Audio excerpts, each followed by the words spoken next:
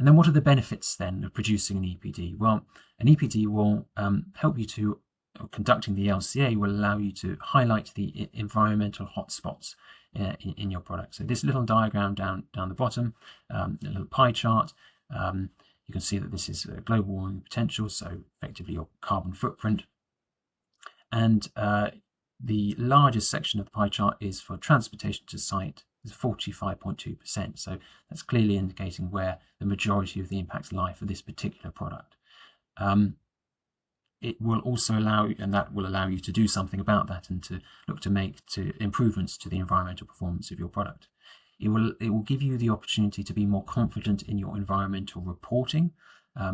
It will importantly allow you to be specified as a material of choice more easily. So this screenshot I have over here on the left is a piece of software for conducting a whole life carbon assessment on a building.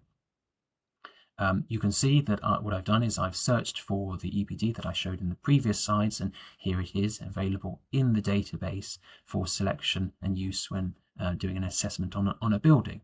So the fact that you have an EPD will mean that you will appear in the databases that are being used for doing building assessments.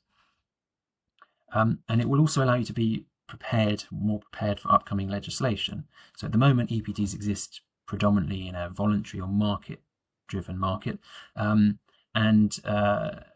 that is going to change, and there will be regulation introduced specifically in Europe, or in particular in Europe, specifically the construction products regulation. There is a gradual transition to the implementation of that, but it will be you'll be required, in order for your product to be specified on the shelves in Europe, you'll be required to supply environmental data along with your product.